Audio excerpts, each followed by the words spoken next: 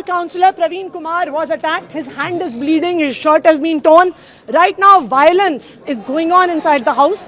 We are going to the commissioner and going to ask him to stop the house right now until legal constitutional activities begin. Till the house can be carried on in a legal and constitutional manner.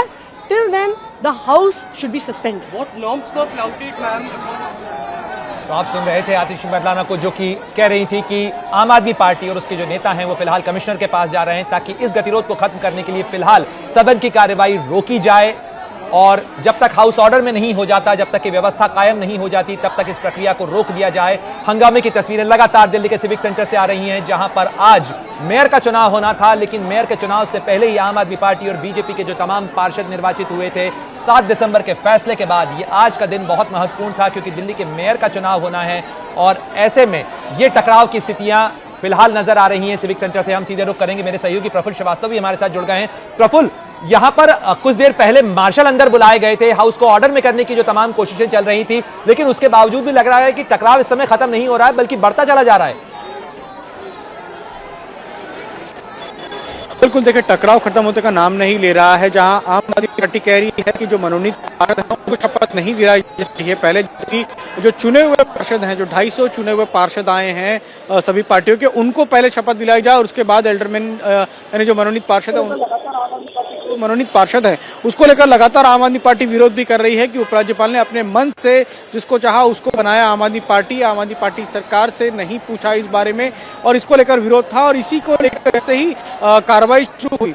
जो पीठासीन अधिकारी बनी थी उन्होंने जैसे ही कहा कि सबसे पहले मनोनीत पार्षद है वो शांत। मुझे लगता है कि आपकी आवाज में कनेक्टिविटी की शायद कुछ समस्या है वहां पर। मैं दीपक रावत भी हमारे साथ लगातार जुड़े हुए हैं, दीपक से समझना चाहेंगे। दीपक, इस पूरे मामले में क्या कोई संवैधानिक पेंच है? क्योंकि अगर सबकी शपथ होनी है, अगर पहले हो जाती है मनोनीत जो एल्डरमैन है उनकी शपथ पहले हो जाती है, तो भी बाद में तो शपथ सबकी होनी ही है। आज ही देखिए पढ़ने, जो हमने बातचीत की, जो पुराने मेयर हैं उनसे भी बातचीत की, जो पार्षद है उनसे भी बातचीत की, तो बीजेपी के जो पुराने पार्षद और मेयर रहे हैं वो एक बात कह रहे हैं कि ये अपर हाउस है, अपर हाउस में जो मनोनीत जिस तरीके से एलजी ने जिनको चुना है प्रोटेस्ट स्पीकर के तौर पर, उनका अधिकार है, वो उनका अधिकार बनता है कि वो चाहे तो किसी मनोनीत पार्षद को पहले बुलाए या चाहे किसी चुने हुए पार्षद को पहले बुलाए शपथ के लिए, और कभी इस तरीके का हंगामा नहीं हुआ है। लेकिन आम आदमी पार्टी ये कह रही है कि सिर्फ आज ही नहीं, पिछले लगातार 2-3 दिनों का प्रकरण आप देखिए, तो जो भी संवैधानिक प्रक्रिया है उसका पालन नहीं किया जा रहा। पहले ये होता था कि दिल्ली सरकार प्रोटेम स्पीकर का नाम भेजती थी और उसको उपराज्यपाल मंजूरी देते थे। उन्होंने अपना नाम मुकेश गोयल का भेजा था, जो सबसे वरिष्ठ पार्षद है, उनका नाम हटाकर एलजी ने सत्या शर्मा का नाम दे दिया, जो कि बीजेपी की सिर्फ तीसरी बार पार्षद है।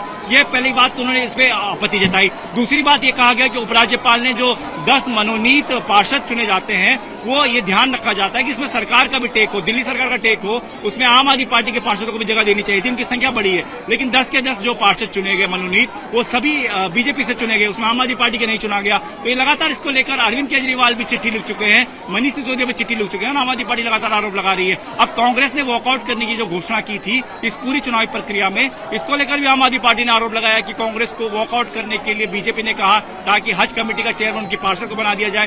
तो ये जब आरोप लग रहे थे प्रणय, उसी दौरान ये समझा जा रहा था कि आज हंगामा हो सकता है, और आज नहीं ये हंगामा आगे भी और ज्यादा बढ़ेगा। लेकिन वही स्थिति अब नजर आ रही है, तस्वीर आप देख रहे हैं हाउस के अंदर की, जहां पर लगातार बिल्कुल दीपक, ये तस्वीरें बहुत महत्वपूर्ण हो जाती हैं क्योंकि कुछ महिला जो पार्षद हैं उनके साथ भी धक्का मुक्की की तस्वीरें आ रही हैं, और ऐसा लग रहा है कि वहां पर पूरी तरह से अराजकता की स्थितियां हैं।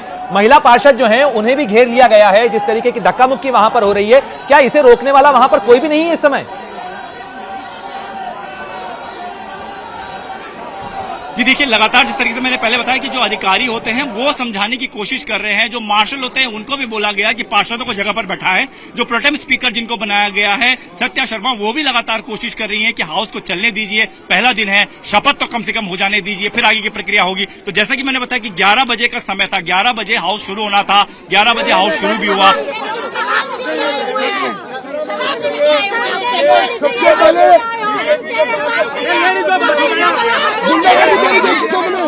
सबने देखी बीजेपी वालों को कहना चाहता हूँ, डरने वाले नहीं तुम्हारे से, जनता ने चुन के भेजा है, जनता के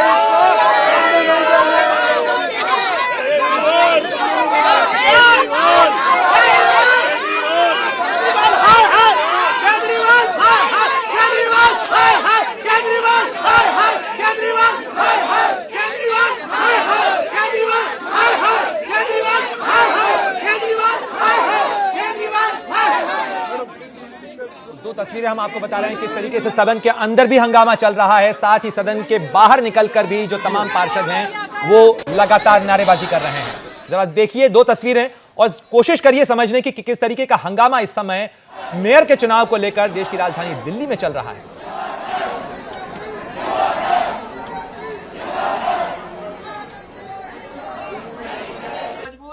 क्या मजबूरी है मेरी, बताइए।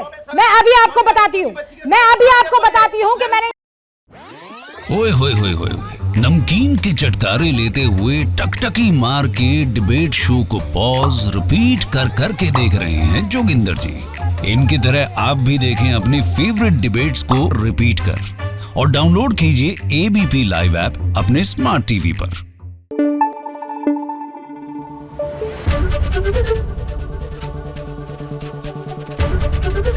एबीपी न्यूज आपको रखे आगे।